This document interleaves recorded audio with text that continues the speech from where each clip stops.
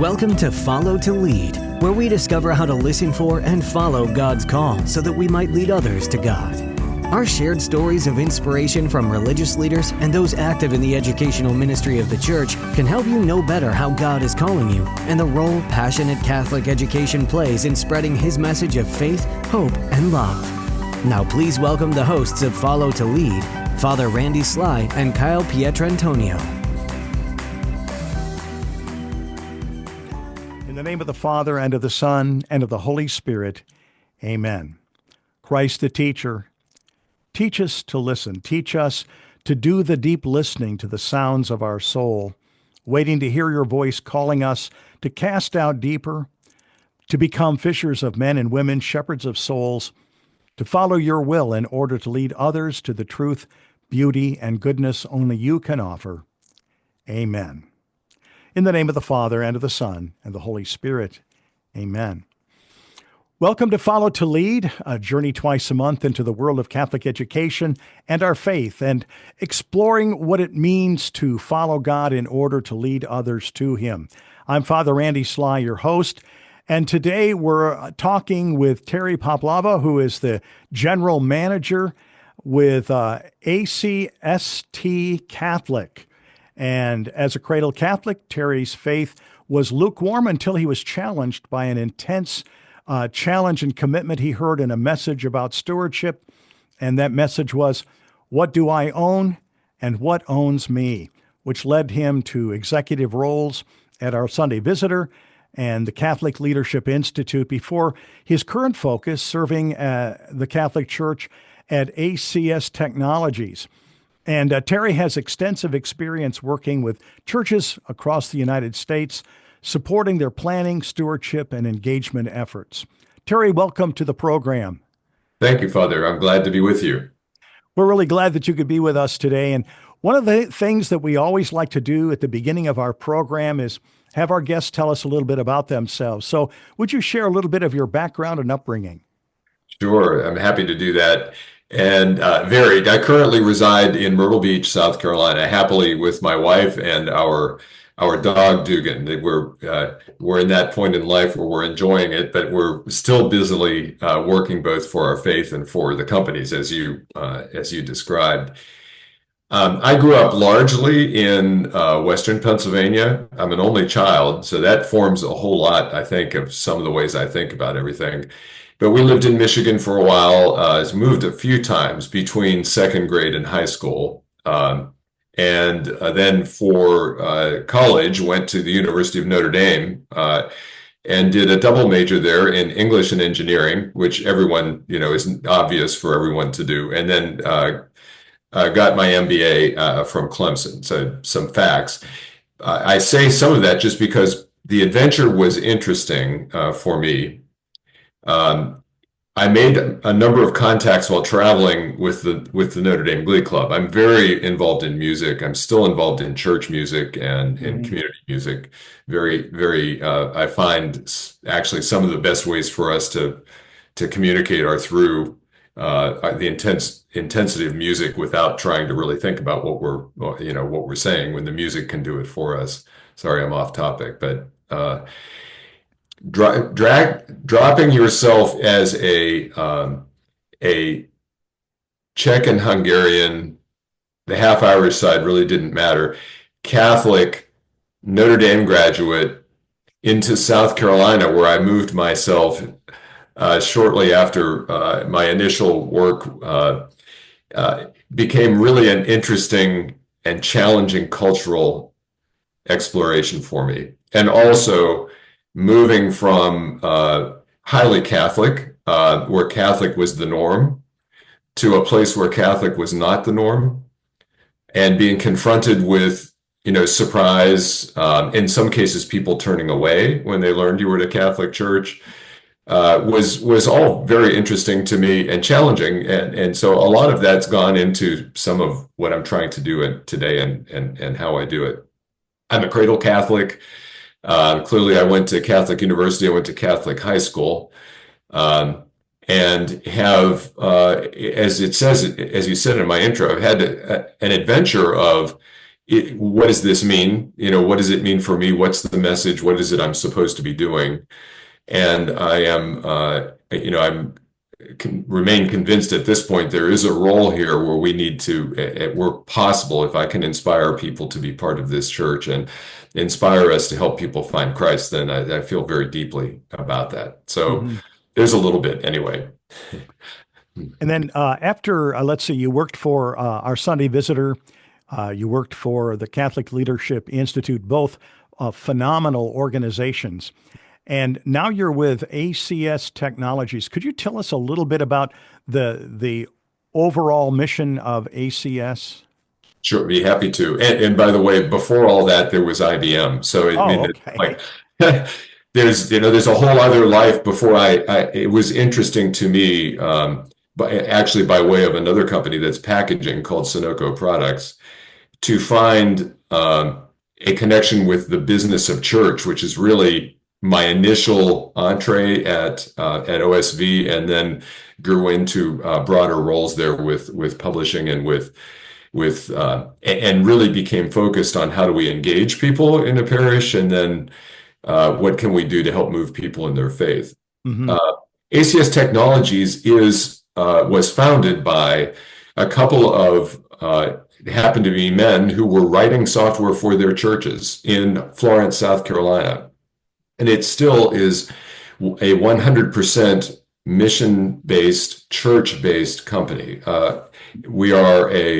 It's a software and consulting and services company. There's actually a broad array of what the company does, serves a total of 125 denominations, but with the core mission of building the kingdom. And, it's within that where we need this absolute focus on serving the Catholic Church that we have created this business called ACST Catholic, so that we have the appropriate intense focus on how we accompany the Catholic Church in particular. Yeah, I was looking up a little bit of the background of ACS Technologies. I believe it was Tom Page that was one of the founders of it, and really kind of set a benchmark for really integrating the use of technology into the mission of the church, which back in those days was very unusual. A lot of churches were kind of staying back from it. It was unusual, and just even having records of who's part of the church became, that was kind of monumental for its time. Absolutely. And then is ACST Catholic a fairly new expression of the organization? Well, that expression is relatively new, but ACS Technologies acquired Parish Data System over 20 years ago.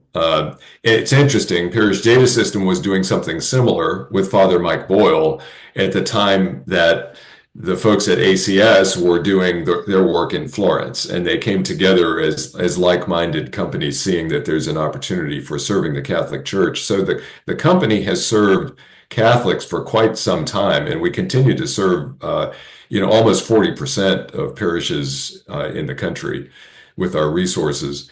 But it did not really connect, and it really did not have the right kind of intensity and focus for the company to not have identified this business. So yes, it's about it's a little over a year now we've explicitly defined ACST Catholic and tried to put a brand on it, so that it conveys both the intention of the company and the priority of the focus for the company. I think that's important, especially in terms of being able to communicate effectively with parishes, because I'm a convert, so I know both worlds, and we have our own language. We have our own, it's still the same faith, but we have our own language and certain uniquenesses to our Catholic expression of our faith. And so I think this is really going to be very helpful. And what we're going to talk about today is actually based on a study. It's some information that you have been able to glean out of what was called the American Belief Study that ACS Technologies did some years ago, and then created a series of reports. Can you give us a little bit of an overview of the American Belief Study? Well, American Beliefs is actually a quadrennial research effort that is part and parcel of a software offering that we have called Mission Insight, which can be used for strategic planning and identifying who's in your community and who's around your community.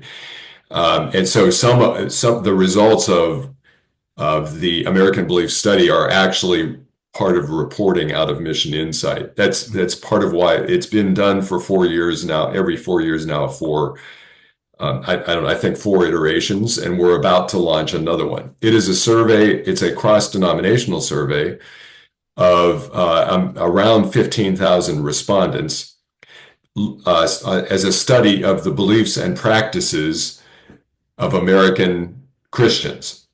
And dives into both religious preferences, but also trends, concerns, and needs.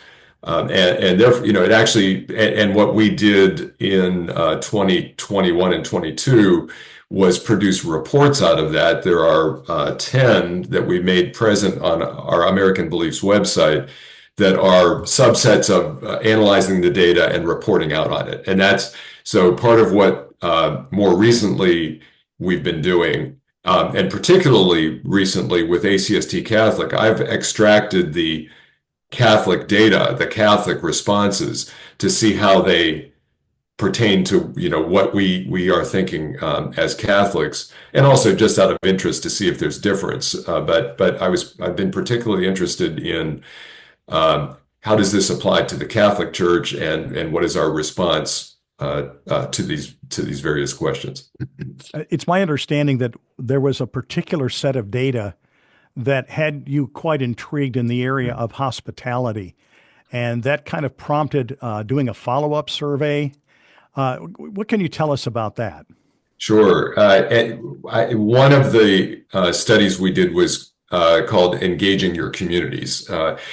And that study, among other things, part of the questions that were analyzed were, what do you seek in a church when you're looking for a church? And I extracted the Catholic answers for that. But there are a number of reasons, cross-denominationally, a number of reasons that people look for when they're looking for a church, differ a little bit from Catholics in one primary one. The Catholic answers came up with 3 primary responses. We look for celebration of the sacraments, which is what's very different from everyone else, quality homilies, and actually across the board, everyone responded warm and friendly encounters. And warm and friendly, it's interesting, actually warm and friendly encounters for Catholics as well as for others rises to the top when you look at both strongly agree and agree. I looked at just strongly agree, so in that case, sacraments ranks slightly higher, but then warm and friendly encounters and homilies ranks the same. And I'm intrigued by that for a number of reasons. First of all, that it points to the importance of our relational aspects of who we are as church, in addition to our sacramental and catechetical dimensions. But moreover, then, it's kind of a wishy-washy thing. What is a warm and friendly encounter? You can be skeptical about that. So that's where we went back with another study to try to understand what would people say they would consider as warm and friendly when they're joining a church, or in this case, a parish. And did you find, kind of in a summary way, some really key takeaways at that point? Yes, we did. I think I thought it was eye-opening. Not because of the top responses are somewhat obvious, that someone greeting you at the door of the church is one of the key things. And some, but not all parishes are doing that. It's just would be a very simple thing to put in place. And then another one that's fairly obvious is seeing someone seeing someone you recognize at Mass. But there are a couple of other ones that I think are point to where we might not be as intentional as we could be. One of them is someone invited you to a seat. A second one is someone invited you to Mass. And the third one that I think is most challenging for us is someone invited you back, which Yes. requires that we actually have noted that they were there at all in the first place, uh, engaged with them, got their contact information, and have followed up with them. And that is where I think there's a lot for us possibly to learn. That's interesting. Again, as a convert coming out of the Protestant world, I can remember that in our church growth studies, one of the things that we recognized is the first visit is important, but the second visit is the big one. That Right if a on. person Yeah. comes back a second time, it really makes a huge difference.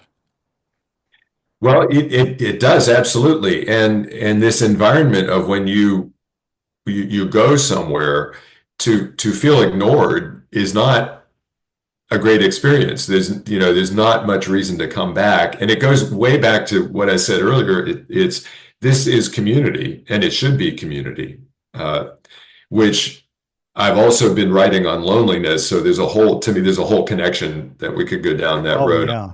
The epidemic of loneliness and how important community is. I think all of this plays together, that our intentional efforts at being community, which as I know in your areas of interest, that applies not just to our parishes, it applies to many organizations, but our parishes definitely need to, I think each person needs to become more intentional. I guess the other thing I would say, that my personal observation from the data was those responses, like someone inviting you or inviting you back or greeting you or that's everyone. Mm-hmm. That's not the minister who was assigned to be a greeter. Yes, and it's us in the pews or us in the organization, both welcoming and acknowledging and also being joyful that we're there in the first place, so that people feel there is an energy and that they feel there's a community that I want to be part of. And that's just challenging for us, I think, just as people. And I think that it's also something that we can sometimes take for granted, especially maybe in a big parish. I've served in parishes of 165 or 175 families. I'm currently at a parish of 3,500 families. And it's not unusual for me to make the mistake of welcoming somebody for the first time that actually has been at the church for quite a while. And, but people take it for granted. Well, it's a big church. There's lots of people coming, but that doesn't help the individual that's seeking to become a part of that community. That's right. Now, I don't know how you can correct for not necessarily recognizing someone. Yeah, I think you it's can't better do that, to yeah. I think it's better to welcome them than to ignore them because you're afraid they might already have been a member. Exactly. Yeah. And get past that and engage with them, and then it gives you a chance to get to know them. I think, but to your point, Father can't know 3,500 people very easily. So we need to help. All of us need to help, and we all need to take ownership of everyone who's around us. And I think you point out a really good nuance here, is that all of us have a level of concern about, gee, is this a visitor, or is this person, do I really know this person? And in fact, oh, maybe I'm not here every week, and so I'm not even 100% sure who's a visitor and who isn't. So I think we need to have a culture of being welcoming overall. And maybe we don't call out they're a visitor, but we could reintroduce ourselves. Right. Yeah, exactly. And get, just get contact information. I'm just reacting now to what you're saying, but I think there are probably ways we can be welcoming. One of the things that I've heard from a number of people, I don't know if you've picked it up in the survey, but they love to be welcomed, but they don't like being singled out. That in a parish where at the beginning of the Mass, somebody stands and says, "We're so glad you're here, and right now I'd like all of our visitors to stand to be recognized." Yeah, that is not, that puts people on the spot and makes them uncomfortable. And I'll go back to Catholic Leadership Institute has done quite a bit on that and has concluded this makes people very uncomfortable. And we're seeing the same thing in the little bit that we've done. But it's interesting that the parishes I've interacted with have found better success at inviting people to, believe it or not, text to a number or go to a welcome desk.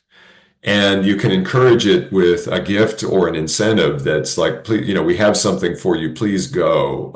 Yeah, that's And great. do it on the side or do it a different way rather than standing them up and asking them to wave and smile. Yeah. And have everybody turn and look at them. Yes, exactly. Yeah, Yeah, yeah. we don't want that then. We don't want it when a child's crying. We really don't want everyone turning around looking at us Yeah. generally. Well, I know there may be some in our audience today that are kind of scratching their head going, "Hey, Father, what does this have to do with Catholic education?" And when I first heard about this study, the survey, I thought this really is a key not only for parishes, and you said this a little earlier, but it's a key for our schools as well. And you had in the materials that I received three very specific takeaways that you're using. One was rethink welcome. The second was build bridges of trust. And the third was communicate impact. Now, what I'd really like to do is I'd like to take those three and I'd like us to kind of move across the driveway over from the parish to the school and kind of begin to look at the school through the lens of those three things. So, uh, if we were to talk about rethinking welcome, Terry, how would that look in a school setting? What are things that you think about when you think about we've got a Catholic school, we want new students, we want to have our current students happy, and most importantly, we want our families to feel involved. Well, I think, let's just start with the sort of universal. Um, we need to think about welcome. So, generally, we assume people are there because they want to be. And I think this is translate from parish to school, that you came, you signed up because you want to be part of this Catholic school. And so you're here because you want to be, and we don't need to expend more effort to find out more about you, Right. or to try to, entice you to come back. It's just, we know you're here, so we're going to do our job. And it's not, I don't think it's negative. I think it is just, we just go about doing what we do. So part of rethinking to me is raising to a conscious, intentional level that we want to be at every facet of what we do. We want to be welcoming. So part of that means, I think in a school is getting so the student likely is going to be engaged right in class to start with, but getting the parents involved very quickly in activities in support of the school, because one of the best tactics is making sure there's someone for something for people to do immediately as a participant in the organization, which we don't do well in either parishes or schools. So there's a starting point, and I think after that, then that's just, there is at all aspects of everything that we're doing, how do we have people participating? And then for someone who's visiting, what does that mean? It's not a checkbox with someone that's a board member or a staff member that shows me around and says, you're welcome, welcome. And your first day, we're here, here's your welcome packet. Thank you. And then nothing else. Right. That relates to getting them involved, but it also means this is a life experience, not, on the superficial level, not that different from receiving a sacrament. That a thing happened, and it's not that you got the certificate. It's a shift in your life that now you need accompaniment with. So I think it all applies very well, and schools could do well to think about that. As you were talking, I started imagining what it would be like for, let's say, a family who's considering enrolling their student in a certain school, what they might be feeling even as they walk up to the front door, and even coming in, what that looks like. Do you have any thoughts on initial impressions and what could really work well there? Well, in a related blog, I wrote, it's not a bad idea to have signage along the road coming in, welcoming people. When you see those kind of things done well, it does convey a really positive message from the road to the drive in to the sidewalk and up to the door. Now, if it's a known event, then having people outside present welcoming you is another great idea. Sure. Even a welcome tent or desk. If it's not, then just obviously clean and open and welcoming. But I think having signage that conveys we're happy you're here, Hmm. and here's what you need to know as a visitor, where to go. Please go here, and let's make it easy to find us and make it easy to find the person that you need to see as you come in the door. And in addition to these new students, uh, are there some ways that we need to continue to welcome families as they come maybe to school, to maybe even just drop off a lunch, just some way of making them feel more included in, hey, we're all this big family kind of a thing. Any thoughts? Well, it makes a lot of sense to me. So I'm imagining now, because I don't know factually exactly how it all works these days, but um, dropping your child off, if there's not anything for you to do as part of the parish, and you're not invited as a parent or family to be part of activities that are family activities, would separate you from the school leadership, the teachers, and from your child. And I don't think that's that unusual. That in fact, challenges in schedules, but that happens all the time. But I think you raise a really good point here about um, school as community for family, because the school is actually helping to form, not only educate, but ideally in the Catholic school to help form your child along with your parish. And so there should be opportunities for families to be present and to be part of that. Even potentially, obviously events that might be social events, but there possibly might be some additional trade-offs in levels of teaching or levels of witness that could be really helpful or useful. I don't think it's a secret that when we look especially at Catholic schools, but I think probably all of the schools are going through this, but in a Catholic school, it's not really a secret that there's been a shift in the relationship between parents and teachers over the years.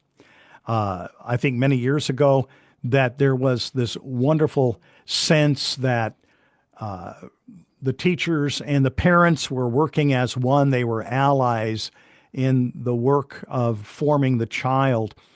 And in some cases, I would say that the relationship has moved from ally to adversary, kind of an adversarial, what are you doing? And that kind of thing. Your second point was talking about building bridges of trust. What can Catholic schools do maybe to help build or rebuild trust with the parents, do you think? Well, I think both of those are related. You sparked some ideas on my part, but when we think about building bridges of trust, let's just step back into um, now exploring what it means to be Catholic. Um, to invite someone to, first of all, you hope there's a level of curiosity, but in order for anyone to begin on the journey of adventure into the faith, they have to have a trusted relationship. And that requires then the time and personal effort of someone or some people, so that you have the freedom, the flexibility to explore, to ask, to try things, and while not being fully experienced in the faith. So I think, if we go back to the core level, it's, what is the initial relationship and where is the space that allows us to even explore what that might be?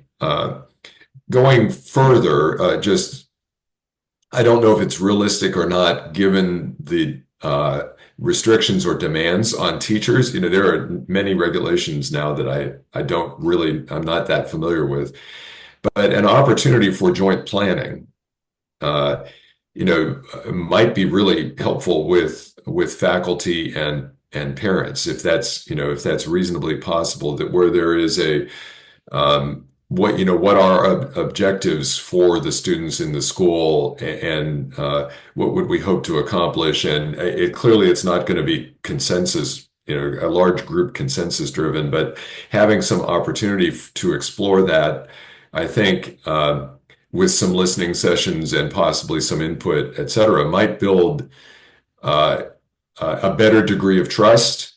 I think that the parents need to hear the teachers as well as the teachers hearing the parents. So setting up that kind of a forum where there's an opportunity for everything would be necessary, so that there's not an artificial expectation on the part of a parent of what a teacher can accomplish, and vice versa.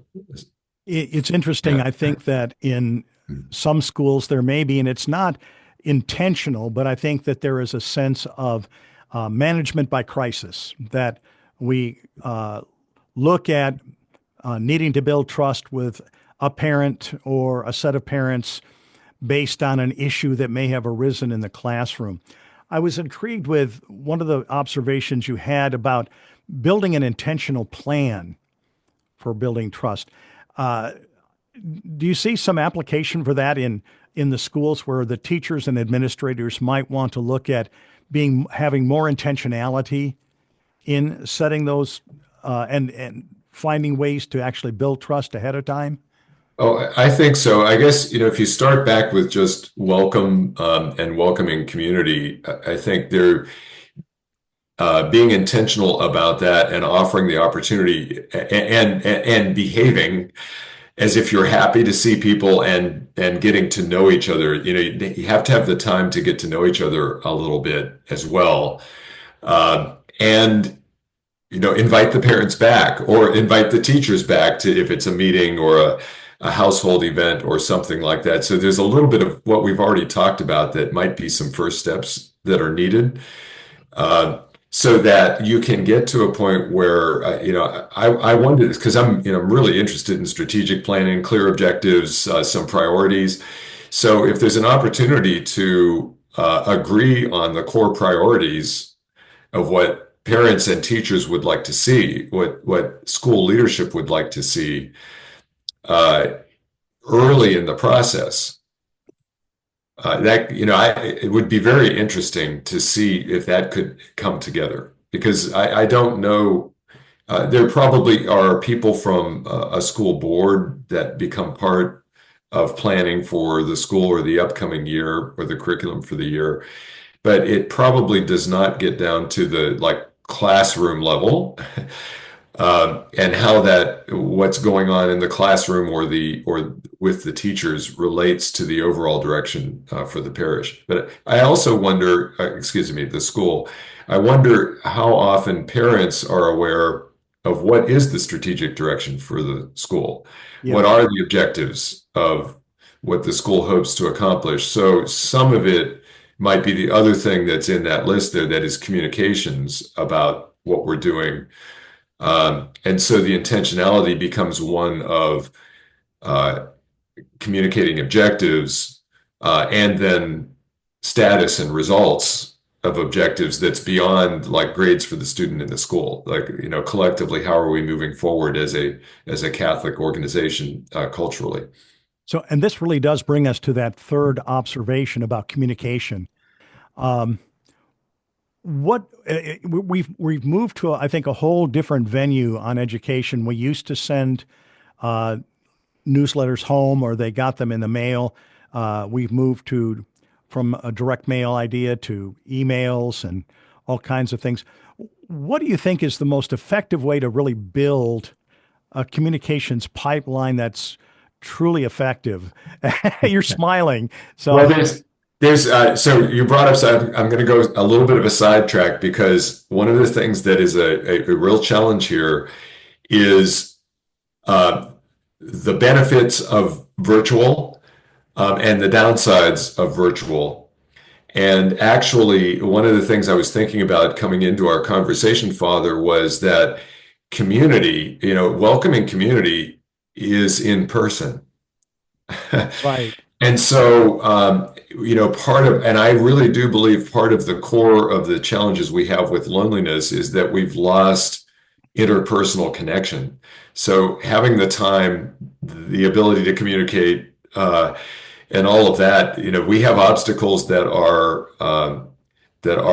handheld devices and virtual class and all of that adds on to some of the dimensions of what it means to communicate. So we are going to communicate digitally. Right. We must, and I do believe that our technology can help us there. But I think our technology should be used so we know when to be in person, so that we use our data to say something changed, someone didn't show up, someone didn't come to the last meetings. But you have to be, and again, now you have to be intentional about the engagements that we've been having, so that something changed. But then we take action to be in person and to reach out and to pray for people. I think that's a really key point, is that we can't just trust communication to a media. No, we can't. Right. Yeah. Yeah. So we don't want to just say, "Well, you got my constant contact formatted letter for the." Now, those are important. We've got to have that communication. I know one thing here at our local parish, our school does a wonderful thing. I think once a month they have a coffee for parents just before the all-school mass, because the parents are always welcome to come to the all-school mass with their kids. So there's a coffee time before that, and I think that's wonderful. A parent can have the opportunity to come in, have a cup of coffee, talk with the principal, assistant principal, some of the teachers. And to me, that's what you're talking about. Is that kind of what you also are seeing, the need for things like that? Oh, absolutely. I love that idea. That's perfect to me, is creating those opportunities where we can have informal interaction that break down barriers or change expectations or perceptions. And that's what has to happen. We have to have a time when we can just be. Coffee's wonderful, or tea if people happen to prefer it. But Yeah. uh, just teasing. But I think that's a great example of allowing a chance for a mix to happen. And depending on how much time there is, to even raise some questions or have some discussion points. I think, what you were saying, though, regular newsletters, regular reporting. I think that a digital newsletter that's also perhaps highlights of it are produced in signage that is available, particularly if there are milestones we're reaching as part of what we're doing. One of the Yeah. things you said, and I really believe this, we must communicate outcomes. We must communicate outcomes in that are changing lives. So how do you do that? It has to be both we have to tell the story of how the lives were changed. So I think this is experiences of our students, experiences of our parents, in addition to perhaps just academic results, become really important as part of our community. And that can be both a newsletter, but also potentially some video, or maybe not in this coffee, but another forum where there's an opportunity for people to share their experience, or students to share their experience. What about internal communications? Just communications between administrators and their teachers and things like that. Any thoughts or observations based on what you've seen in some of the surveys? Well, I don't know that I have direct survey results that point directly to that, Father, but I think there is, interstaff communications and relationships. I think you have to start with some clarity of expectations and roles. I actually back up to, if we don't understand how we fit together, then we don't know how to communicate with each other. I go back to, as leaders in our school, Do we have clarity on who we are and how we should interact with each other? And do we each understand our respective gifts? Like what are we best at in terms of our charisms and our strengths that allow us to interact with each other? I think that becomes an important level of understanding before what you're referring to as communication, which we talking to each other, writing to each other. And I think, though, as much as it is a challenge to have meetings, I keep relearning in the companies I've worked for, the current company I work for, that in-person meetings are valuable. And having a cadence of in-person staff, even if it's 50 people, for an event is worth its time for the familiarity it brings, even if you're not in the same practice or area of expertise, and also done well, the alignment that it can create for who we are as our school, as our organization, and where we want to go next. So I'm a proponent of like a quarterly in-person event that is for interpersonal communication. And then you're probably asking something much more day to day. But I think that, status is helpful and celebration is important. I guess the other thing is making sure that we take time to celebrate. So even a weekly celebration that these great things happened this week here in this school can be very uplifting for people. So I'm brainstorming a bit here. I hope that's helpful. Oh yeah, and I think that's a real key point too. Even the in-person part that sometimes I remember in my days as a high school president, just walking around was a part of my management style. Just walking around, being visible, being Yes. available. Especially at times when there's a lot of traffic, lunches, etc., that's a critical time for contact, that kind of a thing. Very much so. And I know not everyone is afforded that time, particularly perhaps a teacher Right. who has classes. But that opportunity for interaction becomes so important to actually know each other. Hmm. How can we be a good community if we don't know each other very well? Exactly. Yeah. And to have fun together sometimes. I know that's one of the things that our school here wants to do is periodically have something that the teachers do for fun or, just have a good time together. They just had their Christmas party and, a time of camaraderie and all of that. It's a wonderful, I think it's a wonderful thing. I think obviously different people think different things are fun. Yeah. But trying different things or having an opportunity for people to be together, some of it might just be a meal, or an opportunity to again just to be able to share, and maybe some of now there could be, it's not so much fun, but an opportunity for a little bit of a report out or a talk or a status about what's happening in your world, in your classroom, in Yeah. your environment. I think can also be really helpful for people. I think so too. And the beautiful ways in which classes like world languages can overlap into other classes so that you can kind of help one another is Well, really, yeah, now, like for classical education or whatever, if we can start to link culture to history to yeah, arts to language to science and math, that to me is wonderful. And you really must be interacting with each other to make sure you've got those that aligned and that connection. yeah. So Terry, our audience is made up of mostly administrators and teachers in schools. From your position, both, we have ACST Catholic, but you've also had time with the Catholic Leadership Institute, OSV. What words of encouragement do you have for those who are in the trenches right now in Catholic education? Well, I'll just say I think Catholic education is one of the most important things we have as a church today and for the future. That please continue the good work that you're doing and the good ministry that you're doing. This is the place of the formation of our young people, and becomes a critical part of who we are as the future Catholic Church. I just can't thank all of you enough and offer you that encouragement.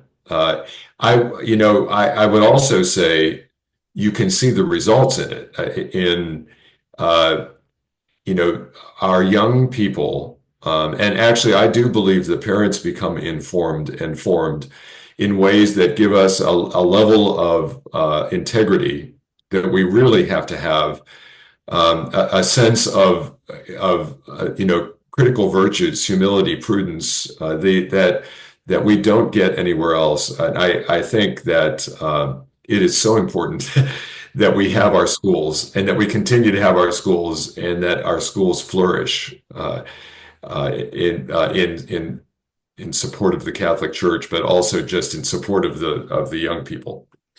Well, Terry Poplava, I want to thank you so much for being our guest here on Follow to Lead today. Now, if people would like to know more about your work at ACST Catholic, where can they go? Well, we have a website that is ACSTcatholic.com. And so it can be found through ACS Technologies website, but going directly to ACST Catholic. The particular study, the blog that is the study that we're referencing can be found at acstcatholic.com/welcome. And if you click on blogs or on our Catholic action guides, I think you'll find some useful content in both of those places on the website. Oh, fantastic. Again, Terry, thank you so much for being with us today. Thank you. I'm so grateful for this time and for your ministry, Father. Thank you for what you're doing as well. And for more information about the Duke and Altum Schools Collaborative, please visit our website at diaschools.org. And if you haven't already done so, please subscribe to our YouTube channel or follow our podcast. And please be sure to leave a comment to encourage us toward future programs. May Almighty God bless you. We'd like to thank you for joining us on this episode of Follow to Lead, a production of the Duke and Altum Schools Collaborative. To learn more about finding your own path in your journey of faith, or for more information on what we discussed in today's episode, you are invited to follow us on social media and visit us on the web at diaschools.org. To provide a one-time donation or monthly pledge, please visit our website. Your gift will aid us in providing up-to-date information, additional resources, and other support on how to take Catholic education to a higher level. We look forward to helping you follow God's call to lead others to God right here on Follow to Lead.